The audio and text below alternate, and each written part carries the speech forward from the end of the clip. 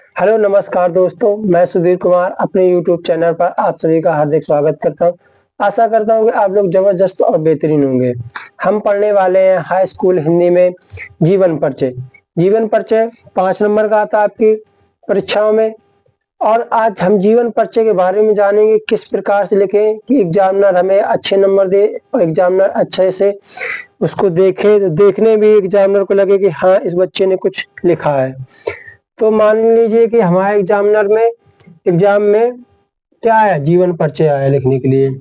तो हम उसको लिखने के लिए सबसे पहले बीच पेज में डालेंगे जीवन परिचय, यानी ऊपर साइड बीचों बीच डालेंगे जीवन परिचय। जिस लेखक का आया होगा उसका नाम लिखेंगे। उसका नाम लिखने के बाद एक लाइन छोड़ेंगे। लाइन छोड़ने के बारे में अब उस कवि या उस लेखक के बारे में हम लिखेंगे। हमने आज लिया आचार्य रामचंद्र शुक्ल जी का जीवन परिचय। ये आपकी परीक्षा की दृष्टि से बहुत मोस्ट इम्पोर्टेंट है। ये हर वर्ष आता है, ठीक है। अब रामचंद्र शुक्ल जी के बारे में हम जानते हैं। आचार्य रामचंद्र शुक्ल जी का जन्म 1884 ईस्वी में बस्ती जिले के अगौना नामक ग्राम में हुआ था। हमने हाईलाइट किए हैं काले पेन से, हमने बाकी नीले से लिखा, आपको भी वहां नीले से लिखेंगे। जो महत्वपूर्ण तिथियां और उनके ग्राम, उनके पिताजी का नाम और जो इम्पोर्टेंट लगे उसको हम हाईलाइट के रूप में ब्लैक पेन से लिखेंगे। यहाँ हमें उनकी जन्म तिथि इम्पोर्टेंट लगी तो हमने उनका सन लिख दिया, 1884 में हुआ था। फिर उनका ग्राम इम्पोर्टेंट है, हमने उसको भी हाईलाइट किया काले पेन से। फिर उनके पिताजी का नाम इम्पोर्टेंट था, तो उनके पिताजी का नाम क्या था, चंद्रबली शुक्ल था, उनको भी लिख दिया हमने नाम। फिर इंटरमीडिएट के आते ही उनकी परीक्षा कह रहा हूँ, सॉरी, उनकी पढ़ाई छूट गई और ये सरकारी नौकरी करने लगे। किंतु स्वाभिमान के कारण इन्होंने क्या कर दी, नौकरी बंद कर दी, यानी नौकरी छोड़ दी। फिर इन्होंने हिंदी, संस्कृत, पाली, उर्दू, बांग्ला का स्वाध्याय किया। स्वाध्याय का मतलब होता है अब उन्होंने अपने आप पढ़े, यानी अपने सेल्फ स्टडी की। करने के बाद उन्होंने पत्र पत्रिकाएं लिखना शुरू कर दी, पत्र पत्रिकाओं को लिखना शुरू कर दी। बाद में इनकी नियुक्ति काशी हिंदू विश्वविद्यालय में प्राध्यापक के रूप में होती है। यहाँ हमें क्या इंपॉर्टेंट लगा, उन्होंने किस भाषाओं का स्वाध्याय किया।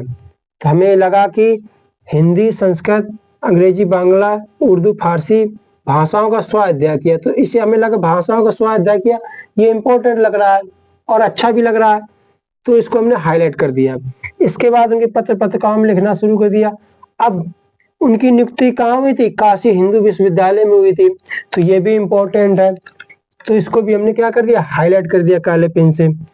फिर आगे बढ़ते हैं। शुक्ल जी ने हिंदी विभाग में अध्यक्ष पद पर भी कार्य किया, ये भी इंपॉर्टेंट था, तो इसको भी हमने क्या कर दिया, हाईलाइट कर दिया।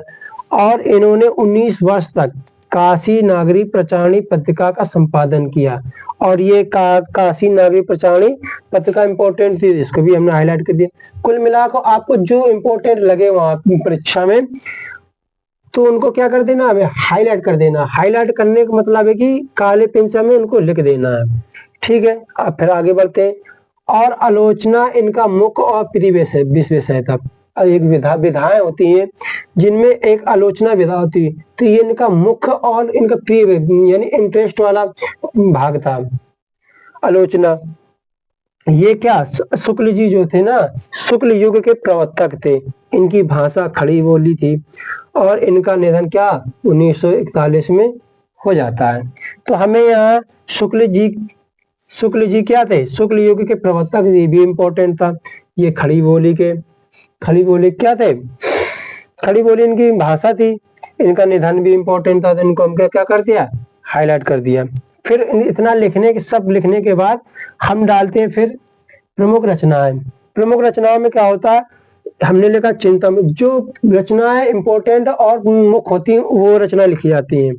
इनकी चिंतामणि क्या, अगर आपको विधा का नाम भी पता हो, चिंतामणि ये क्या है, निबंध है, तो निबंध में हमने क्या डाल दिया, चिंतामणि लिखा, फिर उनका निबंध लिख दिया। फिर सूरदास त्रिवेणी, इनकी क्या आलोचनाएं, कौन सी विधा में लिखी गई, ये सब आलोचना विधा में लिखी गई। फिर 11 वर्ष का समय, ये भी इनकी एक रचना है। ये कौन सी विधा है, इनकी कहानी है। फिर इतना लिखने के बाद जो इंपॉर्टेंट होता है वो लिख दिया हमने। फिर लिखते हैं लास्ट में हिंदी साहित्य में उनका स्थान, हेडिंग डालेंगे हिंदी साहित्य में स्थान। फिर उसमें कुछ लिखते हैं, क्या लिखते हैं, हिंदी में जो रामचंद्र शुक्ल जी ने हिंदी भाषा में जो कार्य किए उनका स्थान कहाँ है, वो सब इसमें लिखते हैं हम लोग साहित्य में। ये हिंदी निबंध को इन्होंने नया आयाम दिया। एक निबंध एक विधा होती है, तो इन्होंने इतना निबंध प्रकार किया तो उनको एक अच्छी ऊंचाइयों पे निबंध को ले गए। तो हमने क्या लिखा, हिंदी निबंध को नया आयाम प्रदान किया। इनके समकालीन हिंदी गद्य काल को शुक्ल युग के नाम से संबोधित किया गया।